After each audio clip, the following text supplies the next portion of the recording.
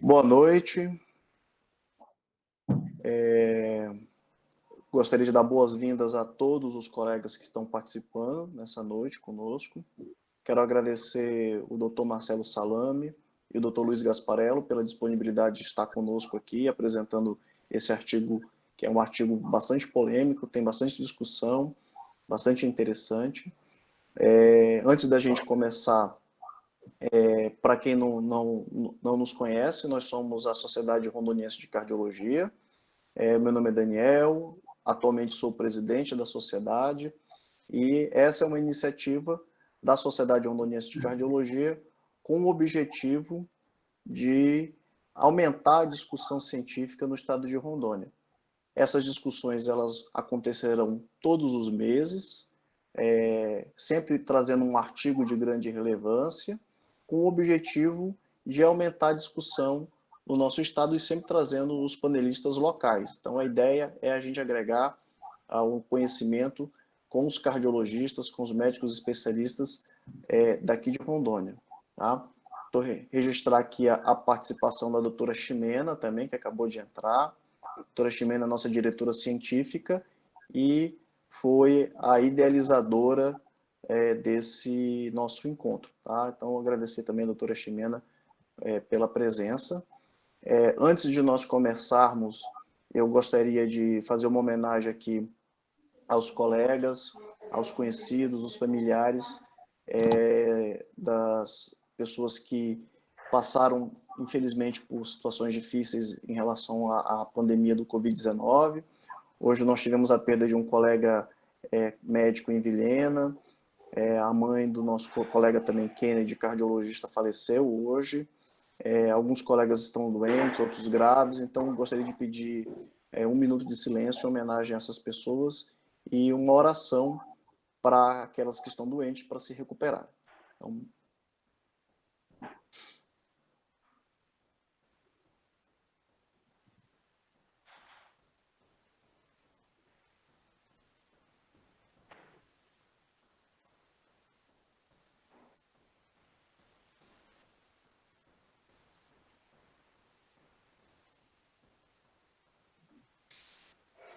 é isso. Então, boa noite, sejam todos bem-vindos. Eu passo a palavra para o Dr. Marcelo e para o Dr. Luiz Gasparello. Eu peço a todos que deixem os seus microfones desligados e os vídeos também durante a apresentação. Então, com a palavra, Dr. Marcelo e o Dr. Luiz Gasparello. Boa noite. Antes de mais nada, eu quero agradecer à sociedade, mais especificamente ao Daniel pelo convite, tá? Vou falar que é uma honra estar podendo debater aqui junto com vocês. O Dr. Marcelo, ele pediu, quando nós fomos discutir qual a metodologia utilizar para debater esse artigo, que é um artigo que tem muita controvérsia, ele sugeriu fazer um resumo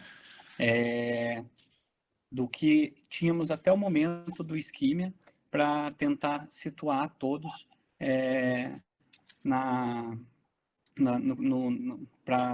antes de iniciar a apresentação, certo? Vou compartilhar minha tela aqui para colocar os slides que eu preparei e daí em seguida eu já...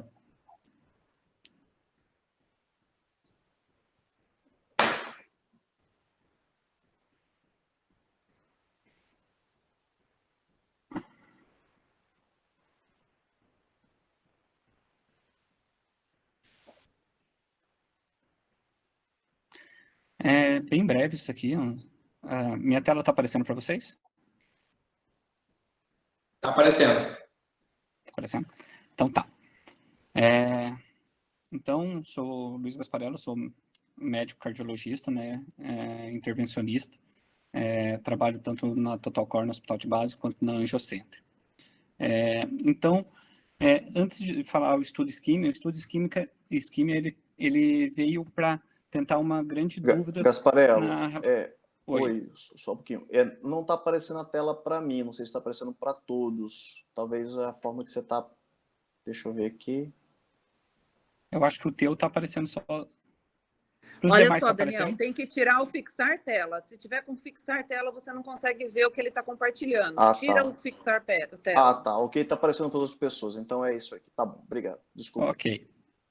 Então, para mim também está aparecendo. Então tá. O objetivo do estudo isquímia é discutir o tratamento na doença arterial coronariana estável, né?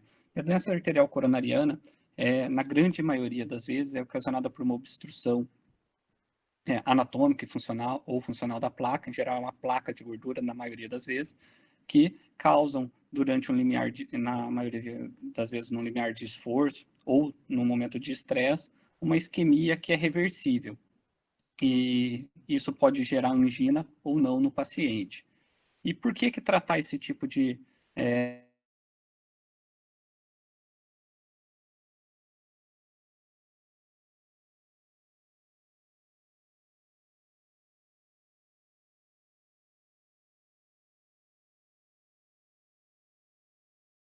melhorando a dispneia, melhorando a classe funcional do paciente, né?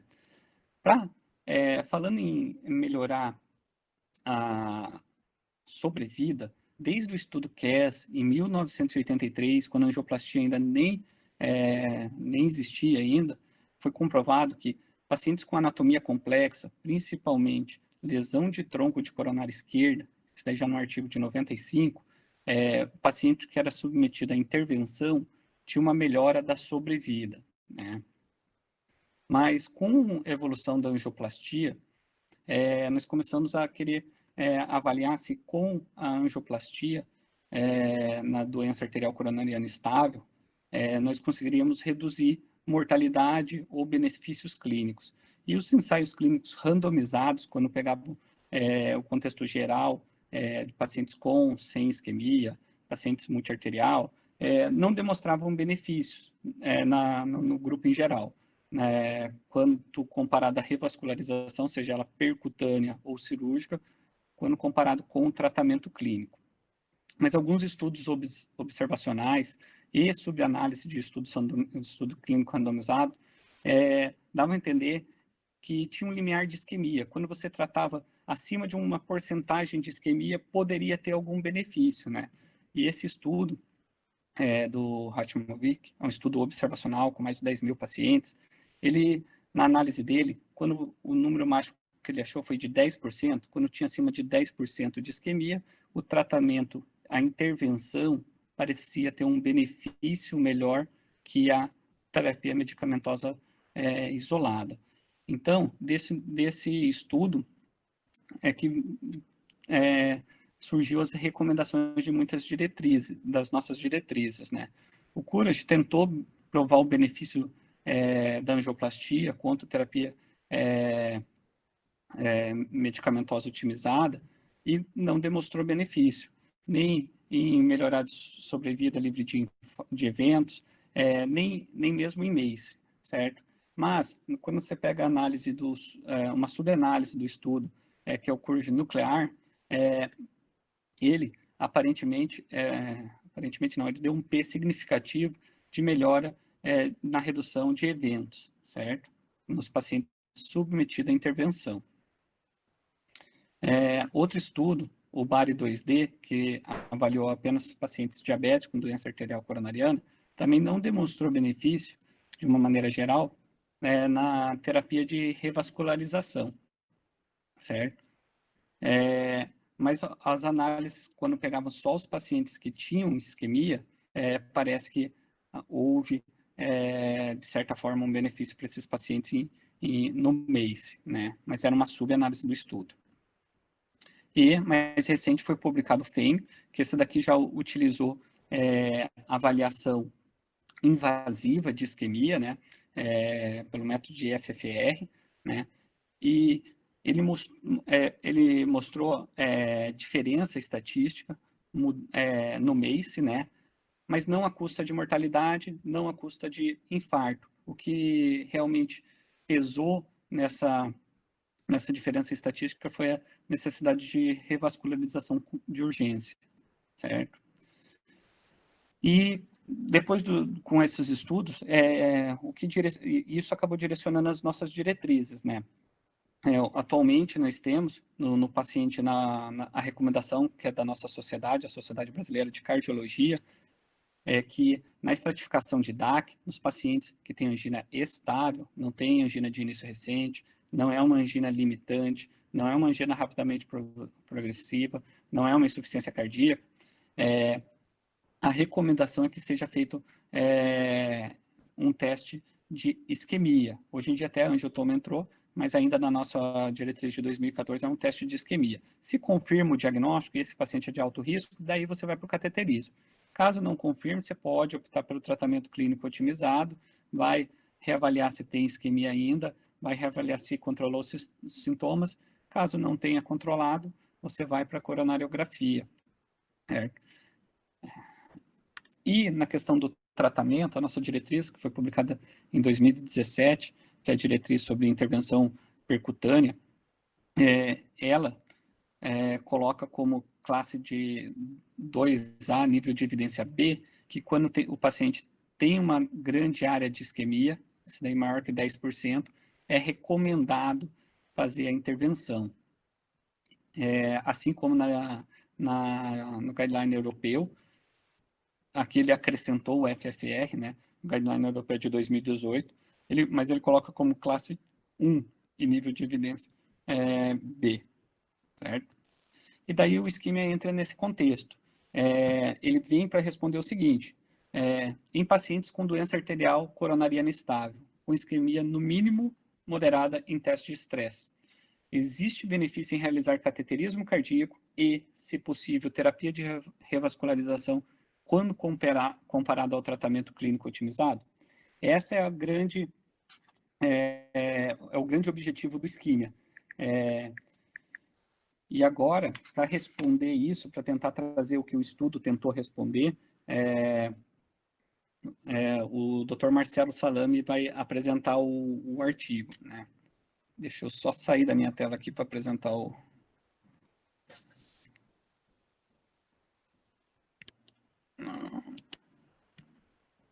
Aqui, parar na apresentação. O Salame, ele é mestre de...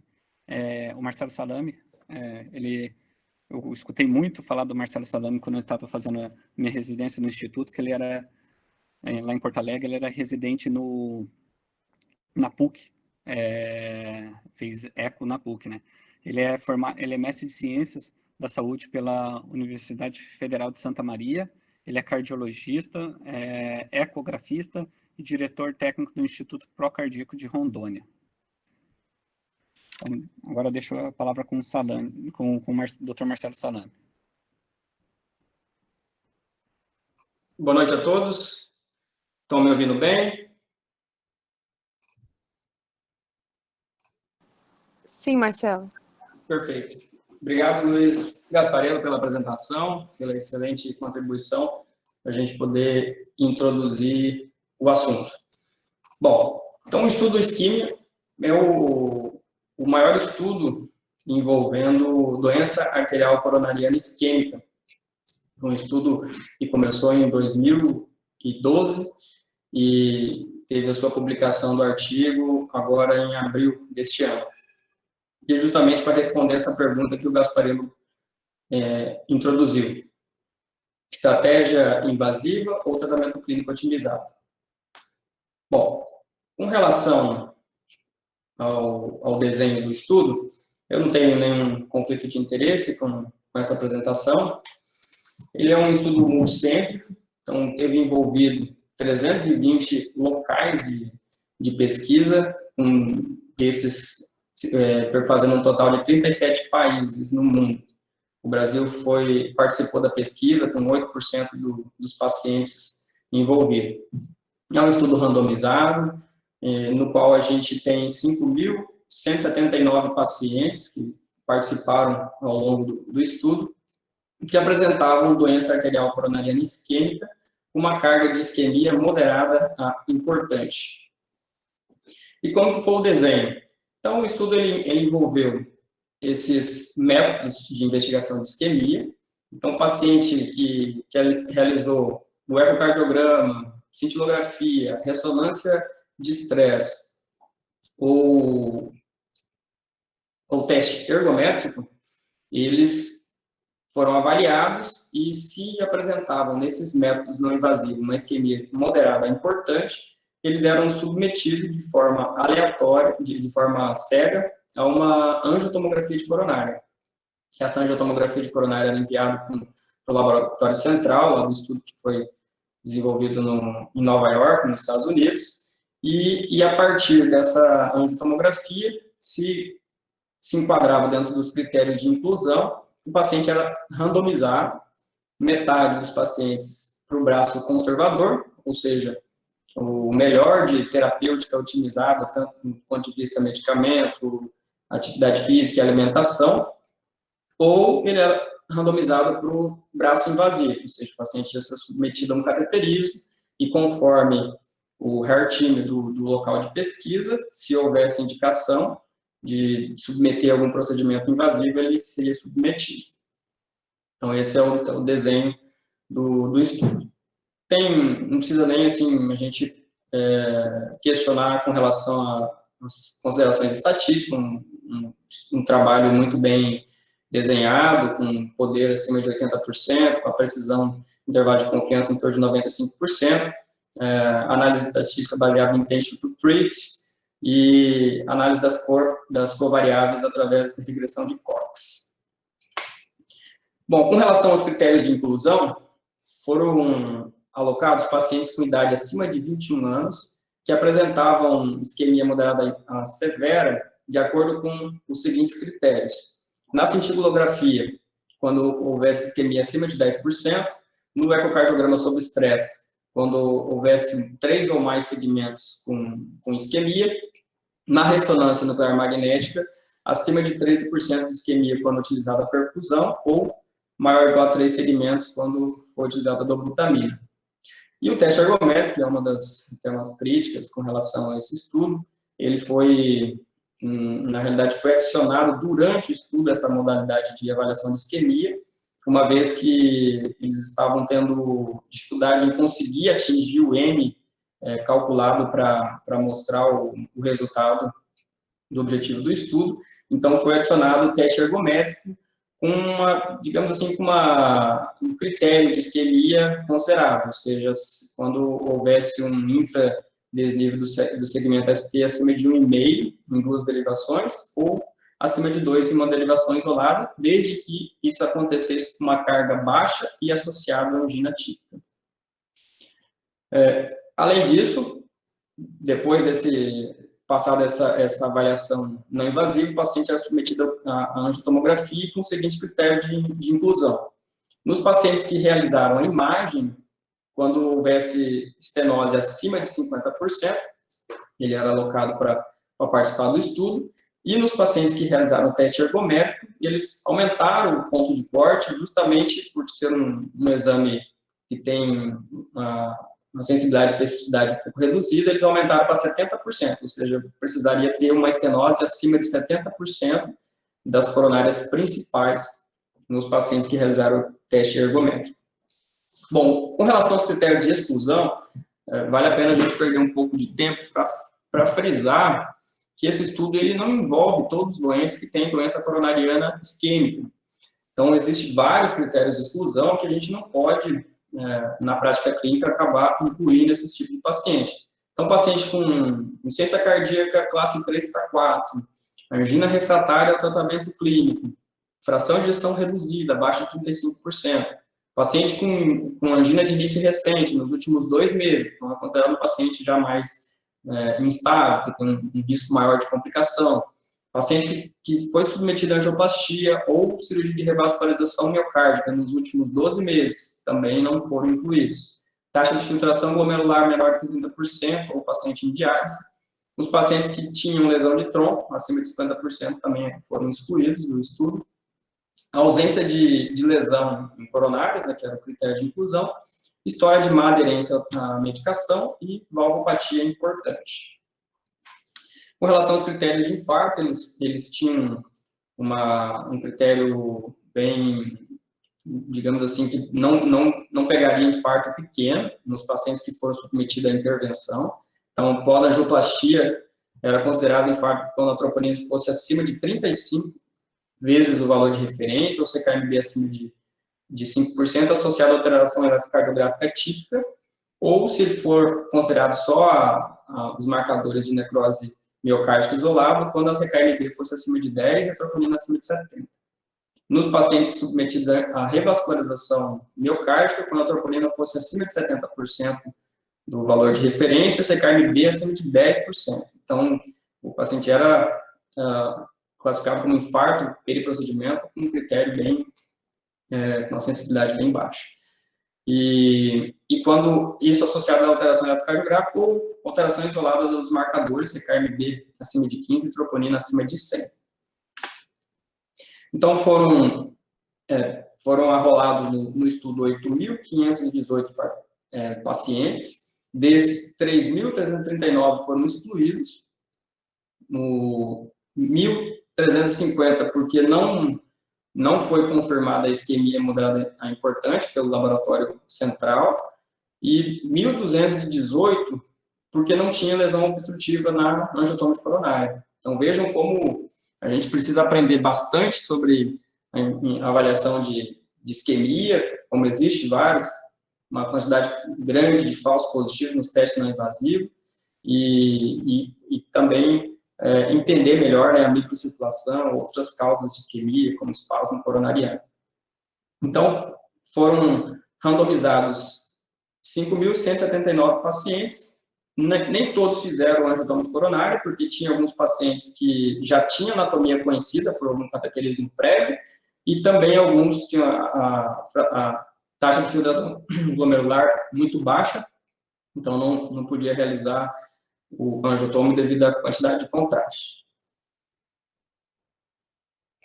Então, no grupo invasivo, a gente tem 2.588 pacientes, e no grupo conservador, 2.591 participantes. Então, só novamente o desenho. Vale ressaltar que a angiotomografia era analisada pelo laboratório central, então tanto o paciente quanto o médico assistente não tinha conhecimento da anatomia coronariana. Com relação aos métodos de investigação, vale ressaltar que 25% dos pacientes fizeram teste ergométrico, e dos pacientes que fizeram a modalidade de imagem, houve uma predominância do exame de cintilografia. Então, a gente avalia praticamente aí em torno de 70%, quase 80% dos pacientes fizeram cintilografia ou teste ergométrico. E os exames com maior especificidade no diagnóstico de doença arterial coronariana, que seria o ecoestresse e a ressonância, tiveram uma participação bem pequena. E isso, de certa forma, pode ter impactado no resultado final do estudo. Com relação ao grau de isquemia, a maioria, 50%, em torno de 50% dos pacientes apresentavam isquemia de grau severo, 34%, 33% de grau moderado e 12% de grau leve. Então, apesar de ser um critério de inclusão no estudo, a isquemia moderada severa, ainda teve 12% de pacientes que acabaram participando do estudo tendo uma isquemia leve. Provavelmente isso foi relacionado à discordância entre o exame realizado no local da pesquisa e depois, quando foi para o laboratório central, eles chegaram à conclusão de que a isquemia era leve. Com relação às características do grupo, não tem diferença significativa entre os dois grupos, invasivo ou conservador. Em torno de 40% dos pacientes tinham diabetes, a fração de ejeção era preservada, uma média de 60%. Em torno de 90% dos pacientes tinham histórico de angina e 75% realizou a modalidade de exame de imagem. Com relação ao controle dos fatores de risco, a gente observa que nesse gráfico, a coluna da esquerda mostra as características basais no início do estudo e a coluna da direita a característica no final do estudo. Então, em torno de 95% dos pacientes estavam utilizando estatina. Houve um aumento da utilização de estatina de alta potência de 41% para 66%. Com relação ao uso de EcoBra, em torno de 70%. Nessa quadro da direita, a gente avalia as outras variáveis. Então, mesmo num estudo com esse grau de controle, no final, apenas 60% estavam com um LDL abaixo de 70%. O controle da pressão chegou a 77% de controle, uso de aspirina em quase 100% dos pacientes, a maioria não estavam fumando no final do estudo, e esse índice que mostra quando o paciente tem todas essas variáveis controladas, no início do estudo tinha 20% e teve uma melhora para 41% de controle dos fatores. Analisando a anatomia coronariana entre os dois grupos, então não teve diferença significativa entre os vasos envolvidos no braço conservador e invasivo. A maioria dos pacientes, em torno de 47% a 44%, eram triarteriais, são pacientes com complexidade significativa, e desses a maioria envolvendo a artéria descendente anterior, em torno de 87%, seguido da artéria circunflexa e a artéria coronária direita e circunflexa. Bom, aqui a gente avalia os pacientes que realizaram cateterismo e revascularização. Então, no braço invasivo, obviamente, a maioria realizou o cateterismo. Já no braço conservador, no final do estudo, em torno de 28%, por um motivo ou outro, acabaram realizando o cateterismo. Já com relação à cirurgia de revascularização, 80% realizaram no braço invasivo e chegou a 23% no conservador. Com relação à forma de revascularização, 74% dos pacientes fizeram angioplastia, e desses 98% com stent farmacológico, ou seja, uma qualidade considerável do tratamento, e 26% fizeram cirurgia de revascularização do miocárdio, e a maioria com enxerto arterial, que mostra a qualidade do procedimento. Inclusive, isso é um detalhe que a gente tem que levar em consideração quando for extrapolar o estudo isquímico para a prática clínica, que a taxa de mortalidade nos procedimentos invasivos, no estudo, era baixa. Então, nem sempre a gente pode extrapolar baseado no mundo de pesquisa, né? Passando para o mundo real. Bom, com relação ao resultado, tiveram uma média de acompanhamento de 3,2 anos, o desfecho primário, que seria a associação de 5 desfechos principais, que é morte, infarto, internação por insuficiência cardíaca, parada cardíaca ressuscitada ou uma síndrome coronariana aguda. 318 pacientes tiveram esse desfecho primário no grupo invasivo, comparado com 352 no grupo conservador. E a gente percebe que houve um cruzamento das curvas. Nos primeiros 6 meses, houve um predomínio de evento no grupo invasivo, e depois, no final, no final de 5 anos, houve um predomínio de eventos no grupo conservador, porém, sem diferença significativa entre os dois grupos, um P de 0,34. Não houve diferença com relação à mortalidade nos dois grupos. Com relação ao desfecho secundário maior, que seria considerado infarto e mortalidade cardiovascular, da mesma forma, não houve diferença, com P de 0,21, com uma tendência no final do estudo a favor do grupo invasivo, mas sem diferença estatística. Quando analisa a mortalidade por todas as causas, então não houve diferença também, com P de 0,67.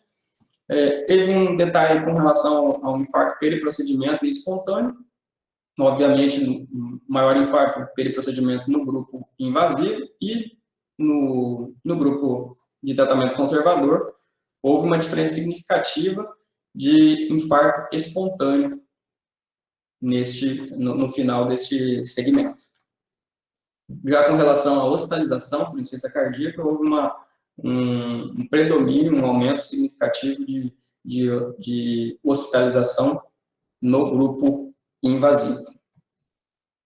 Com relação à análise de subgrupo, não houve nenhuma diferença significativa a favor de invasivo ou conservador, quando a gente analisa as várias variáveis, a presença de diabetes, o grau de isquemia e a questão a quantidade de vasos, enfim, não teve nenhuma diferença na análise de subgrupo. Então, a conclusão do isquemia é que não tem diferença se você optar por tratamento invasivo inicialmente ou inicialmente tratamento conservador do ponto de vista de análise do desfecho primário, esses 5 desfechos primários principais. Bom, com relação a limitações, 30% dos pacientes eram considerados assintomáticos, 12% não tinham isquemia ou apresentavam um grau leve, né? Então, foge um pouco do escopo do objetivo da pesquisa, né? Geralmente, os pacientes que acabam incluídos nesses testes, eles deveriam apresentar sintomas, né? E também deveria ter isquemia moderada a severa para participar.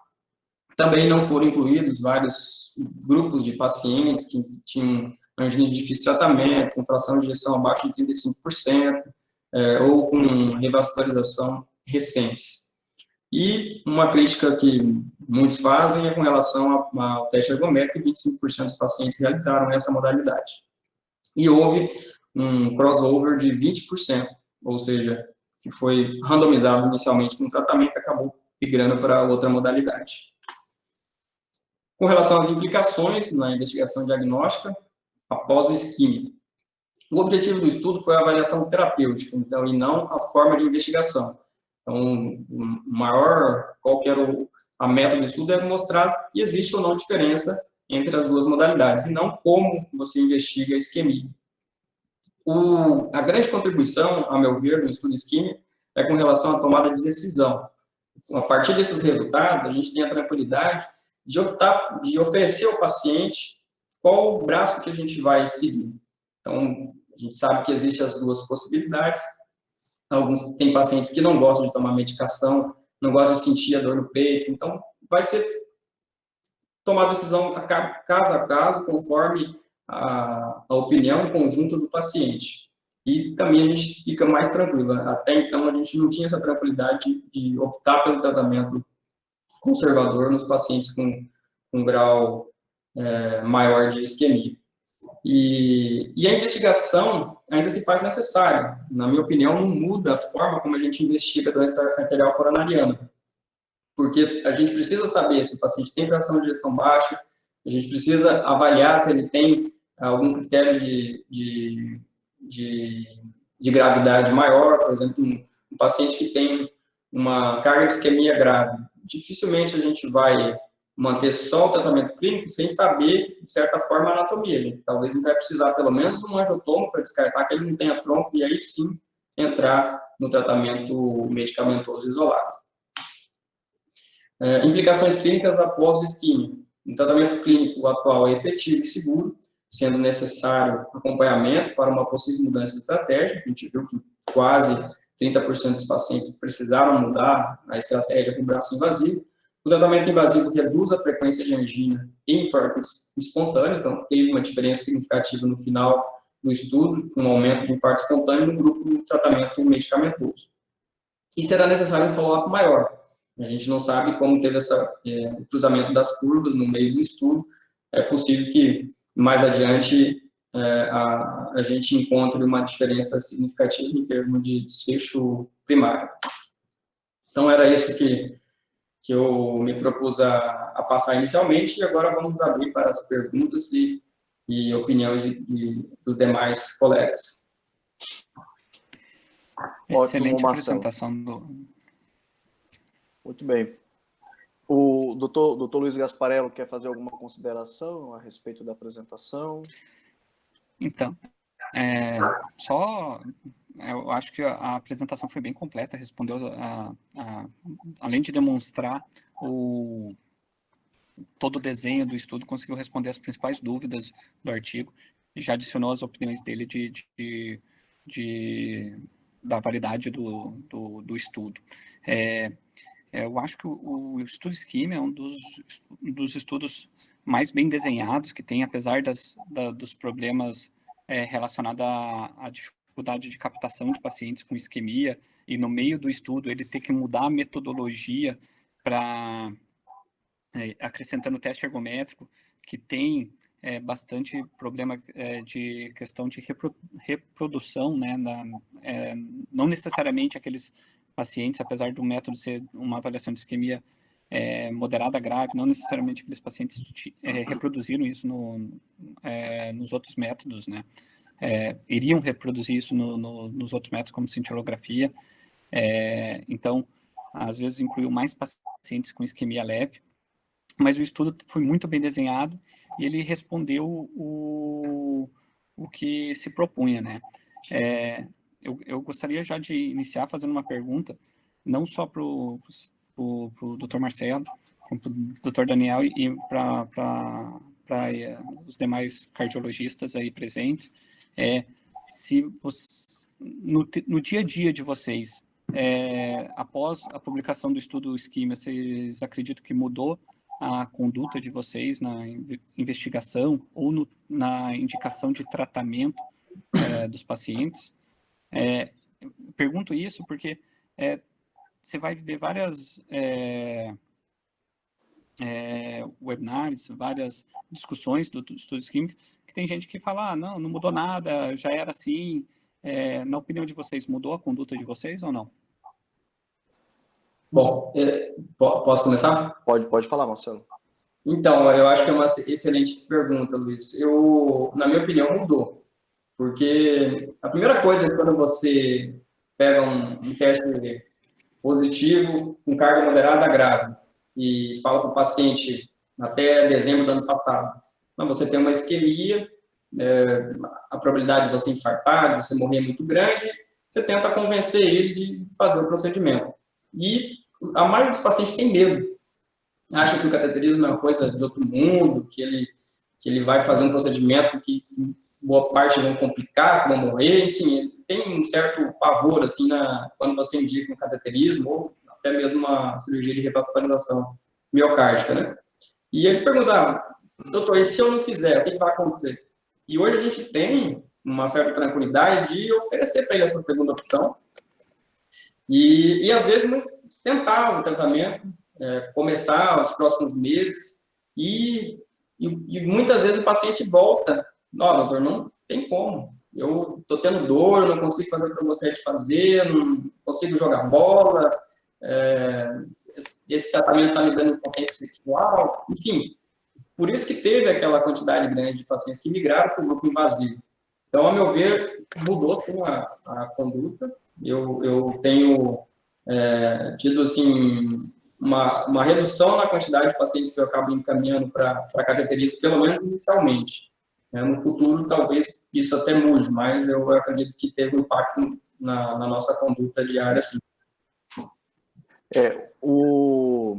Eu acho que a grande lição do isquemia é mostrar que o tratamento clínico, ele é fundamental, ele é a base de qualquer tratamento, né? Você não vai tratar o paciente fazendo um cateterismo e se você não otimizar o tratamento clínico desse paciente, ele não vai ter um resultado de longo prazo ótimo, mesmo que você trate a artéria, né?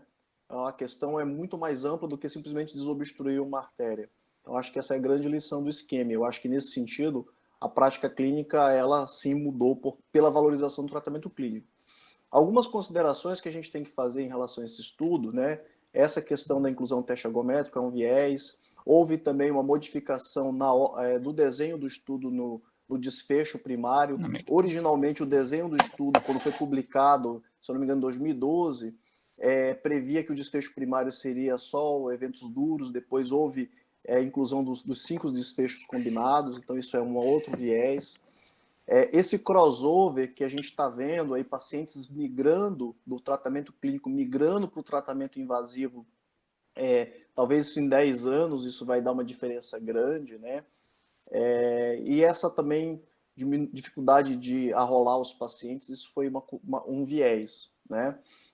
Um aspecto que eu queria colocar, e até queria colocar essa discussão, Luiz e Marcelo, a gente sabe que, a gente sempre soube isso, que a doença coronariana crônica, ela tem baixa mortalidade, mas ela tem alta morbidade.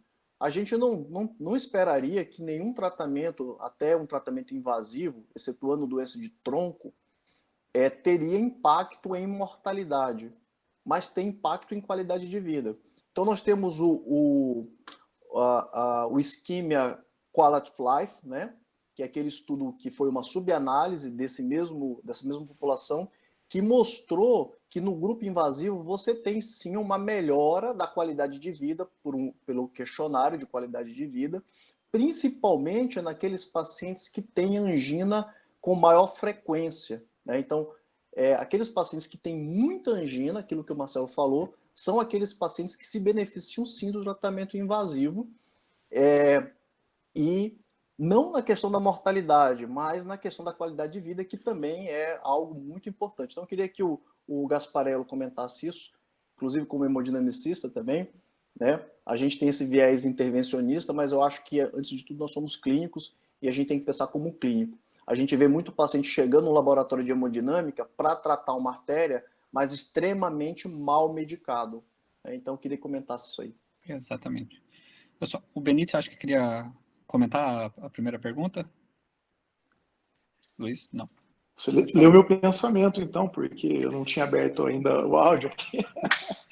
Mas já que eu abri, bom, pessoal, boa noite a todos os colegas presentes aqui.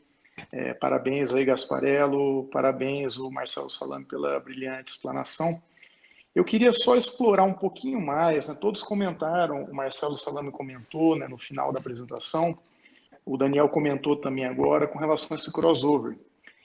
A gente tem que ressaltar, né, para todos que crossover significa que o paciente ele foi randomizado para o tratamento conservador e em 21% dos casos o paciente recebeu intervenção, revascularização. Então, esse paciente foi revascularizado com stent ou cirurgia.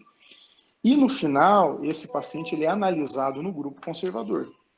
Então, todas as vezes que nós temos um crossover muito alto, fica difícil a conclusão, né, a gente extrapolar para o mundo real essa conclusão. Então, né, se vocês me permitem, até gostaria de discordar um pouco do Marcelo, que eu acredito que essa é uma pergunta que ainda está em aberto, né? O tratamento de doença coronariana crônica é algo que vem sendo pesquisado há muito tempo, né? A gente já tem algumas contribuições de alguns estudos. Certamente o Ischemia foi o estudo mais bem desenhado, né, com uma possibilidade maior de responder essa pergunta. Mas, do meu ponto de vista, com esse crossover alto e com alguns problemas metodológicos que o estudo teve, nós não encerramos, estamos longe, na verdade, de encerrar essa questão. Diante disso, eu não me sinto confortável, mesmo com o resultado do estudo, de tratar apenas clinicamente o paciente com isquemia moderada e importante. Lembrando que, embora os autores tenham concluído dessa forma que o tratamento invasivo não é superior ao tratamento clínico nesses casos, a gente teve essa quantidade grande de pacientes que foram para a intervenção e que, estatisticamente, obrigatoriamente, são analisados no grupo conservador. E, além disso, nós temos uma outra questão, a definição de infarto também do estudo. A gente tem que considerar que infarto periprocedimento, ele foi considerado infarto assim como um infarto espontâneo no paciente do tratamento conservador. Nós sabemos que o infarto periprocedimento tem um risco muito menor do que o infarto espontâneo.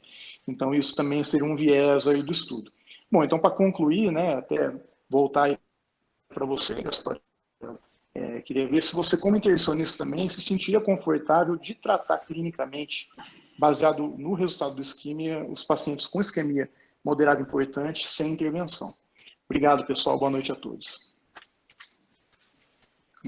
Então, tá. Então, veio para mim duas perguntas, né? Uma da qualidade do tratamento medicamentoso e qualidade de vida do braço do isquemia, do quality of life, e do tratamento do paciente, de não tratar o paciente com intervenção com isquemia, né? Quando fala em não fazer o tratamento percutâneo, eu acho que às vezes a pessoa... nós temos que ver que nós estamos competindo, a intervenção está competindo com um tratamento muito bom, que evoluiu muito nas últimas décadas, né, que é o tratamento medicamentoso, nos últimos anos, né. Quanto a não me sinto confortável, a pergunta do Luiz primeiro, eu não me sinto confortável em deixar para pacientes com isquemia sem tratamento percutâneo, mas eu me sinto muito mais à vontade em alguns casos, por exemplo, anatomias que nós sabemos que é muito complexa, que tem um risco maior do procedimento para o paciente, e ele não tem uma isquemia gigantesca, né? Porque você tem que pensar que o isquemia, apesar de ele ter avaliado isquemia, ele tem uma porcentagem de isquemia moderada significativa, moderada a discreta, é quase metade dos casos dos pacientes. Então, os pacientes que têm isquemia moderada, não tem mais isquemia, não estou falando de teste ergométrico, estou falando isquemia, ou uma isquemia no teste ergométrico, ou isquemia de 15% até 20%, mas tem uma anatomia muito complexa, o risco de cirurgia é muito grande.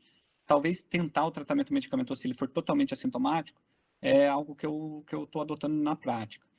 Agora, se é um paciente que tem isquemia de 10% e tem uma lesão não tão complexa, não vai ficar com muita malha distente, e você vai diminuir o risco, pode ser que você diminua o risco de infarto não relacionado ao procedimento, que tem essa análise que o Dr. Marcelo Salame mostrou, eu tendo a intervir esses pacientes, tratar pela intervenção. E quanto à qualidade de vida, isso daí o tratamento percutâneo, apesar de ser agressivo, você vê que nas análises do isquemia, diminuiu muito a angina nos primeiros meses de... Bloqueou a tela? Oi? Tá indo? Tá normal pra gente. Travou só o meu aqui. Ele diminuiu muito a angina dos pacientes, principalmente nos primeiros meses, né? Pode ter um efeito placebo, mas um efeito placebo de quase 10 meses aí. Então, se o paciente é sintomático, está usando muita medicação, sem dúvida, eu vou indicar mais a intervenção do que manter apenas o tratamento clínico otimizado. Acho que tinha uma pergunta aqui no chat do Dr. O Raitani perguntou se havia algum subestudo. Eu acho que ele se referia ao próprio isquemia. Se tem algum subestudo com anatomia coronariana. Não, acredito que do isquemia não tenha. Estudo não acho que também não vi nada disso. Não. É só a questão... Mas um detalhe do isquemia é que são anatomias complexas, né? A maioria, mais de 80% tem lesão na DA, 50% DA proximal, né? Outra dúvida outra pergunta que eu gostaria de fazer para vocês é se paciente com isquemia, vocês ficam confortáveis em apenas mantê-lo com uma investigação com angiotomo, ou vocês ainda continuam necessitando do cateterismo para melhor avaliação? Principalmente para os não intervencionistas, que vê a opinião do Dr. Marcelo. Então, eu, na minha opinião, assim, eu ainda confio, apesar desse resultado, nos pacientes que têm isquemia leve a moderada, principalmente, e num teste que tem uma sensibilidade e especificidade boa, eu acabo não pedindo para todo mundo a angiotomo de coronária. Porque é um exame que tem radiação ionizante, a gente sabe da exposição enorme dos pacientes ao longo da vida de radiação. Ele usa contraste, uma quantidade considerável de contraste, que tem, apesar de ter uma incidência baixa, mas existe pacientes que vão complicar e que vão acabar correndo risco de vida numa anafilaxia por contraste. Então, como não vai mudar a conduta inicialmente, eu acabo optando por manter só com um exame não invasivo, certo? Agora, eu concordo com o que o Luiz Benito comentou e com digamos assim, as limitações desse estudo. No paciente que tem uma carga de isquemia severa, a minha opinião é que precisa ou cateterismo. Eu sou da vertente que, dependendo do grau de isquemia, se é um método confiável, um operador confiável, eu mando direto para cateterismo. Se existe essa dúvida, eu acho que a angiotomo também tem suas limitações, quando a carga de cálcio é muito alta, ela na realidade, muitas vezes, ela vai ser uma ponte para o cateterismo. Eu vou fazer o método, vou identificar que tem lesões graves, e às vezes até está superestimando uma lesão, e vai acabar no cateterismo. Então, a minha opinião é essa, que eu acho que eu não pediria para todo mundo, eu analisaria caso a caso a quantidade de sintoma, a resposta ao tratamento inicial e, dependendo do caso, direto para cateterismo ou uma opção no angiotomo de coronário. Eu concordo com o Marcelo, acho que o paciente que já claramente tem angina, já tem um teste não invasivo com isquemia, fazer um angiotomo é colocar ele mais contraste, expor ele mais risco e você vai acabar tendo que fazer o cateterismo no fim das contas.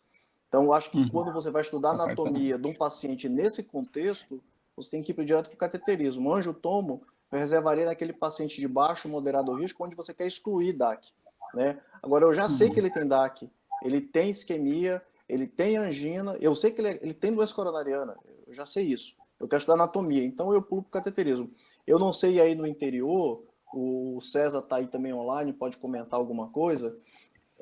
Aqui em Porto Velho, não criticando a quem faz, claramente, mas eu tenho visto algumas divergências de laudos quando eu comparo com o cateterismo. Então, eu faço, às vezes, pego o paciente com angiotomo com lesões discretas e, na verdade, a lesão angiograficamente é grave.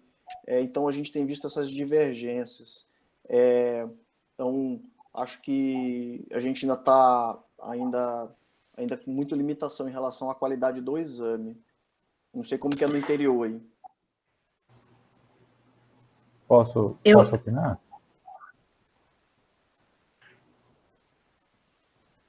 Pode falar, doutor César. Opa. Boa noite a todos. Parabéns pela apresentação, Marcelo. Muito bacana. É o primeiro clube de revista que eu estou participando. Muito legal mesmo. Eu queria fazer só algumas considerações em cima disso que o Daniel falou, mas antes também sobre a decisão terapêutica. Eu não sei se, acredito eu que todos vocês vão lembrar do estudo CURD lá atrás, que já veio na tentativa de responder, né, esse, entre aspas, conflito entre tratamento invasivo e tratamento conservador. Eu, particularmente, acho uma briga, vamos dizer assim, inútil. Eu acho que são tratamentos que se complementam, e o Gasparello falou uma coisa interessante na hora de individualizar o paciente com anatomia coronária difícil, pacientes com alto risco para procedimento. Eu acho que ficou muito mais na mão do paciente e da família o compartilhamento da decisão do que fazer. Eu também não fico confortável com um paciente com carga isquêmica moderada a alta, sintomático, só com tratamento clínico. Mas eu acho que esse estudo isquêmia, assim como o CURD lá atrás, ele nos dá um know-how para falar para o paciente, tá bom, quer tentar só o tratamento clínico? Beleza, mas a angioplastia é uma carta que está na manga, porque a gente sabe que melhora a qualidade de vida, né? Em relação à angiotomografia, eu confesso, Daniel, para você, que para mim, na minha prática clínica, é um método que eu não incorporei muito, não. Eu penso muito semelhante ao que vocês estão falando aí. Para mim, a angiotomografia é para excluir DAC. Nesse paciente aí que a gente está falando, não tem porquê pedir angiotomografia. A gente está discutindo aqui qual a melhor opção terapêutica, então a angiotomografia não vai influenciar, na minha opinião, nisso. A gente tem que ir direto para o cateterismo e ver anatomia, até porque se de repente tiver alguma lesão grave, já aproveita até o próprio procedimento para fazer logo a abordagem. Enfim, eu vejo a angiotomografia nesse cenário de paciente já com DAC, moderada a grave, completamente desnecessário. Eu gostaria de fazer um contraponto aos colegas. Eu acho que o isquemia mudou, sim, a conduta. Eu acho que depois do estudo eu me sinto muito mais confortável a fazer o tratamento conservador e explicar para o paciente que eu não estou oferecendo uma terapia pior. ao passo que, tá, tudo bem, 20% dos pacientes tinham isquemia moderada, né, um pouco mais de 10% tinham isquemia leve, mas 50% tinham isquemia severa no estudo. Então, eu acho que oferecer hoje o tratamento conservador, inicialmente, eu me sinto muito mais confortável dizendo para o paciente, eu não estou lhe oferecendo algo pior. Nós não precisamos ser invasivos nesse primeiro momento. E eu acho que isso mudou o primeiro momento, né, com o paciente. E eu não acho algo ruim ter tido crossover.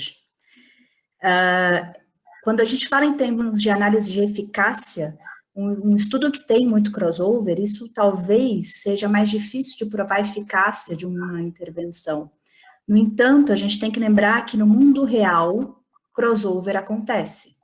Então, um estudo que tem crossover, ele nos mostra como seria aplicado mais na vida real. Na vida real, a gente tenta tratamento conservador, não dá certo, a gente vai para angioplastia, o paciente que é triado para angioplastia, chega na hora H e recusa e fica no tratamento conservador. Então, do ponto de vista de eficácia, às vezes é mais difícil você comparar duas coisas se você tem grupos que se misturam.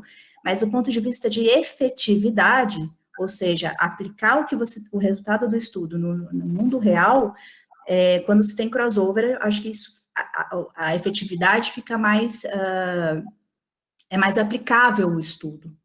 Então, eu não vejo isso, é um viés quando a gente pensa, talvez, né, na questão da eficácia, mas ao mesmo tempo, o mundo real é assim. Então, a validade externa do estudo aumenta quando a gente tem um certo grau de crossover. Então, eu não vejo isso como algo tão ruim assim no estudo. Faz sentido, né, Ximena, porque esse crossover ele vai acontecendo ao longo do tempo, né? Então, quer dizer, não foi um crossover imediato, né? Não foi imediatamente no primeiro ano, então isso é realmente o mundo real. Eu acho que a grande lição é essa, o tratamento clínico, ele tem que ser feito, deve ser feito, ele tem que ser oferecido ao paciente. O tratamento invasivo é uma alternativa que você vai ter que selecionar caso a caso. Acho que vai ter paciente que você vai olhar para ele e falar, não, esse não é um paciente que eu vou deixar só em tratamento clínico, até porque o isquemia, ele excluiu alguns pacientes que são pacientes do mundo real nosso, né, pacientes com disfunção ventricular importante, eventualmente o paciente que vai ter uma lesão de tronco. Uma coisa que eu queria colocar em discussão, a gente está mais 10 minutinhos para a gente ainda ter de discussão, eu queria colocar um outro dado aqui, só para ver a opinião de vocês, e aí também ver a opinião dos intervencionistas, que a gente tem algo hoje novo, que é o FFR.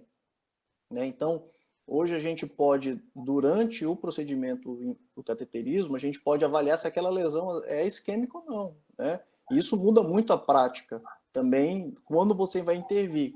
Uma coisa que não teve no estudo, não contemplou isso. Né? Então, queria ouvir a opinião aí do Gasparello, né, como hemodinamicista. O que você acha? Você acha que isso muda a prática? Eu tive um caso ontem, eu e a Gislane, a gente pegou um paciente com uma DA com 50% segmentar e com uma lesão grave no marginal. E eu jurava que eu não ia tratar a DA, jurava, pé junto. Passei o FFR, isquemia.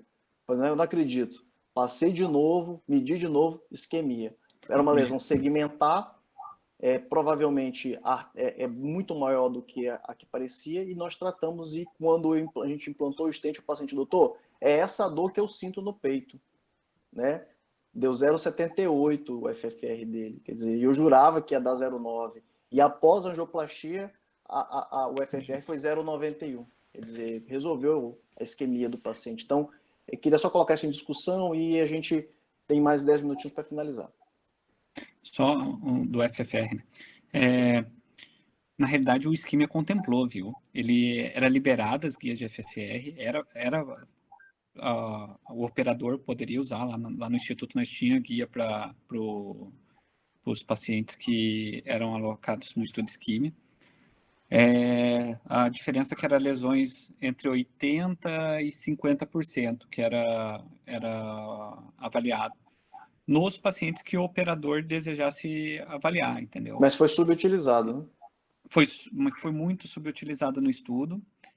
Mas por quê? Quando o estudo FEME, o estudo FEME-1, né, que comparou os métodos, ele comparou o método invasivo contra o não invasivo, né? E como você já tem uma área de isquemia documentada, daí acabou sendo subutilizado. Fato é que a minha opinião hoje, quando vou avaliar um paciente que não tem isquemia documentada, quando a isquemia é documentada por fisiologia, por avaliação de FFR ou IFR, ainda eu, sem dúvida, opto por tratamento intervencionista, seja percutâneo ou encaminhar para cirurgia no segundo momento. Mas o isquímia, ele, digamos que deixou a desejar nesse ponto, né? Mas é isso.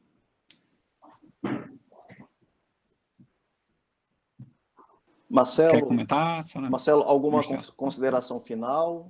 Então, né, basicamente isso. Acho que as contribuições de todos foram válidas. Acho que, de fato, o estudo tem sua importância e contribui muito para a prática clínica. É lógico que a gente tem que saber as suas limitações, a gente tem que saber os pacientes que não estão incluídos, os critérios de exclusão.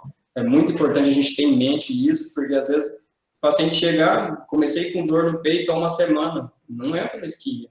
É uma angina de início recente. Você tem que entrar na estratificação do grau de risco do paciente. É um paciente de moderado a alto risco, ele não pode ir para o braço do isquemia, né? Então, isso que é fundamental a gente entender e compreender. E, lógico, vai dar tranquilidade para a gente, pelo menos, iniciar o tratamento clínico e analisar caso a caso. Também vale aquela ressalva do método de isquemia. Então, eu acredito que se a gente utiliza um exame que tem uma maior especificidade num paciente que uma isquemia severa, eu particularmente não fico confortável em manter só com tratamento clínico.